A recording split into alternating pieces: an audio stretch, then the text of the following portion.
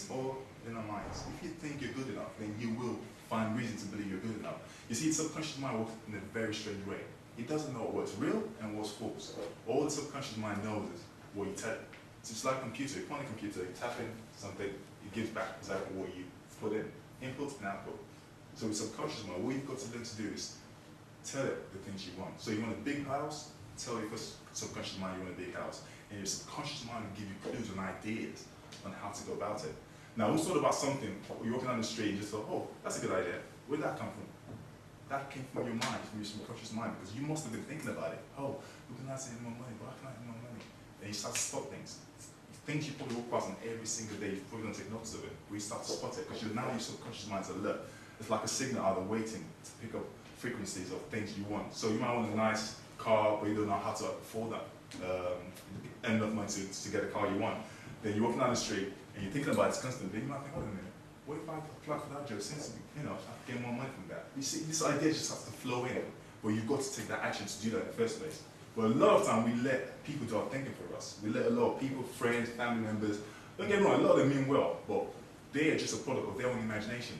So those who tell you you can't do something, sometimes they don't just tell you that because they don't want you to get ahead. They say it because that's what they've experienced. And they feel, I've been around longer than you have, I've tried it and it worked for me, then why should it work for you?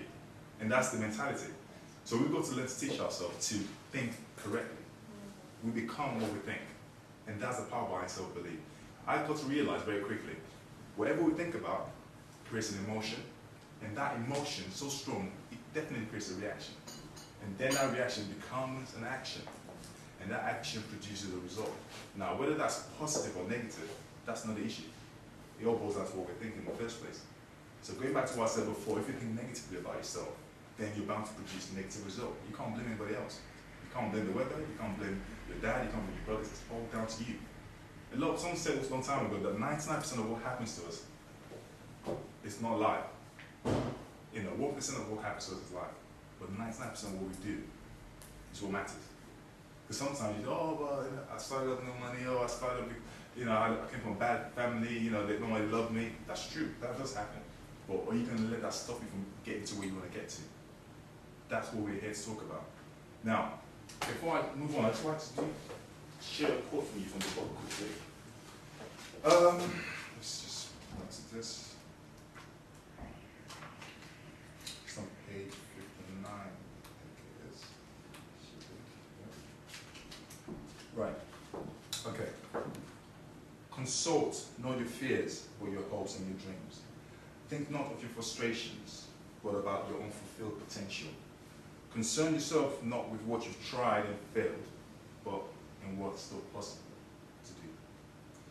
In any moment of decision, the best thing you can do is the right thing, and the worst thing you can do is nothing. Now, I'm sure we all can relate to that. I mean, you guys have been sitting down and listening to what I've got to say, but I'd just like to give you something here today, because I believe sometimes it's good to give a gift away. Anything? No, it's not a lot of money, it's not going to make you rich. It's only £5.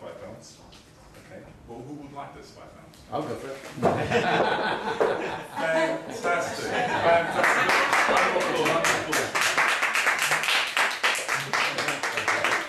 Keep it, sure. You earned it.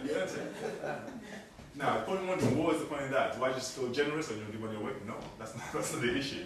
But that £5 represents a lot of things. It represents your dreams, your hopes, your aspiration, your desires.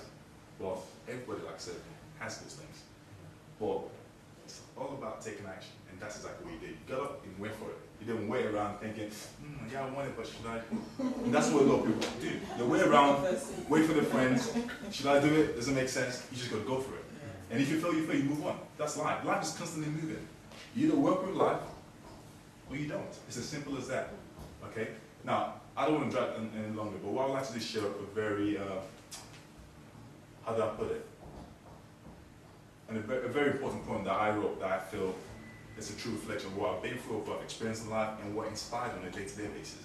Because it just helps you to broaden your knowledge, your view of life. And I think, it'd be nice to share with you guys.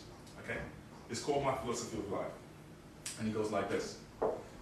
Life has many shades and colors, but we choose what shades of colors we see.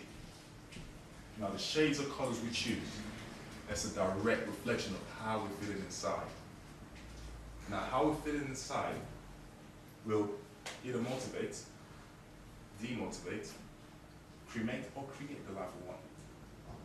At the end of our lives, when we all get to the end of our lives, we would have made one of two decisions. One of which would be to play horse while life rides us, or we would have decided to be the rider, forcing life to play horse. At the end of the day, we have to make that decision. So we've got to choose carefully and wisely. But more importantly, we've got to take massive, massive action. Ladies and gentlemen, I hope you enjoyed that. That's for me.